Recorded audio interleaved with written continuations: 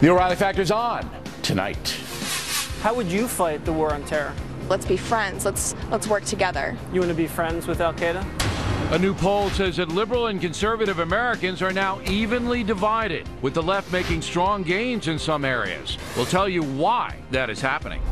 How old are you? 13. Look at the camera. 13. You're 13? So why does your Facebook page say that you're 19? A Colorado mother shaming her young daughter for dangerous behavior on the net. Martha McCallum on that. Also ahead, a self-parking car plows into some journalists. Dennis Miller doesn't think it was an accident. That whole country's plucking nuts.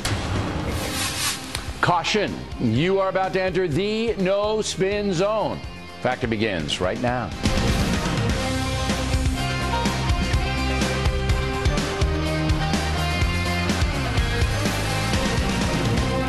Hi, I'm Bill O'Reilly. Thanks for watching us tonight. Liberal versus conservative Americans. That is the subject of this evening's Talking Points memo. A new poll by Gallup says right now in the USA, left and right wing Americans are tied in numbers.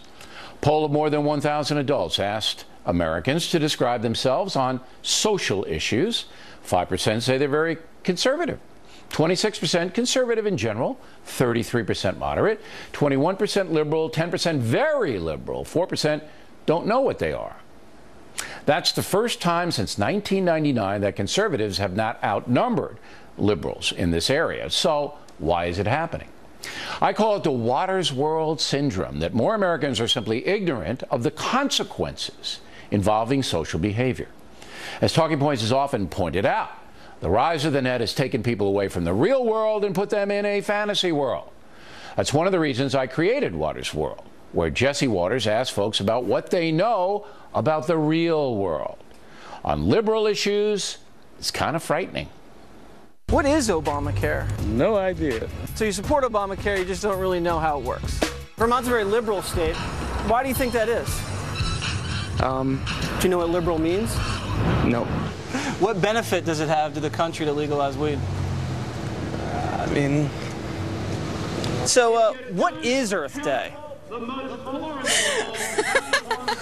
So, if the Earth is warming, you get more snow? Yes. So, if the Earth starts to cool, would we get less snow? Now, granted, Watters World is just a small slice of life, but I believe only about 50% of the American people take the time to understand important issues. Half the country does not. They're simpletons, unwilling and unable to discipline themselves into formulating a philosophy of life. The second factor driving the trend to the left in the USA is the media, but not the news media, not the news media. Most Americans don't even bother with the news anymore. It's the entertainment industry, combined with social media, that are putting forth a more libertine lifestyle. There's no question about that. In cyberspace, progressive websites vastly outnumber traditional websites. That's because traditional people don't use the net as much as their progressive counterparts. So the stars are lined up in favor of liberal thought, and that is a powerful influence. Now let's take a look at the social issues themselves. 2001, just 40% of the American public believed gay or lesbian relations were morally acceptable. Now that number stands at 63%. Huge change. That's because the entertainment industry has mainstreamed the gay lifestyle. Modern Family, for example, one of the most successful programs in the world. And even though it's a comedy, the message of tolerance sinks in, especially among younger Americans. Then you add a heavy dose of the stars themselves being liberal on gay issues, and you have the change agent. Also, on the gay marriage issue, those opposed to it have not been able to vividly articulate their vision. And some who support gay marriage have branded the opposition as bigots, a powerful but unfair indictment. Second issue, having a baby outside of marriage.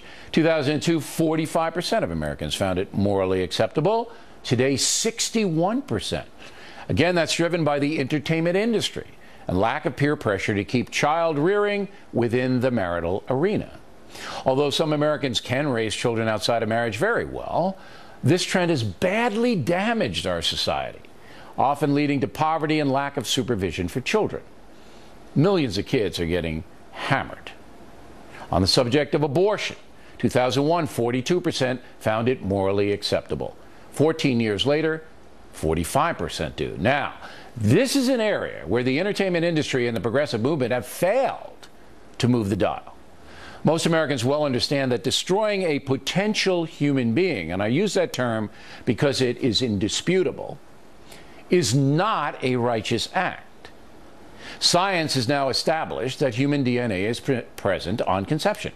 So there really isn't much debate about it.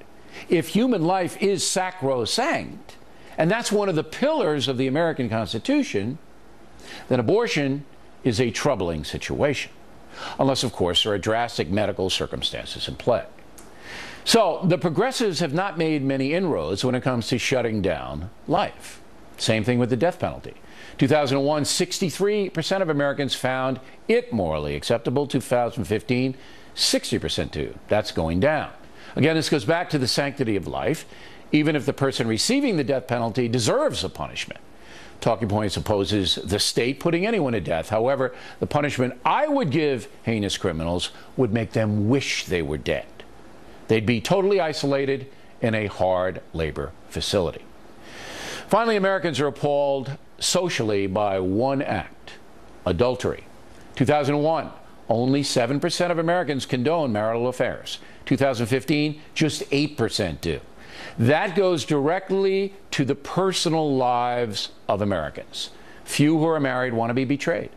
So all theory and politics fly right out that window. America is not France.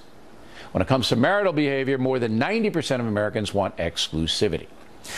Gallup also did a poll on economic issues, and here Americans are far more conservative. 39% of us say we are conservative when it comes to how the government runs the economy. Just 19% describe themselves as liberal in this arena. That's fascinating because we, the people, twice elected a man who believes that capitalism must be dramatically changed.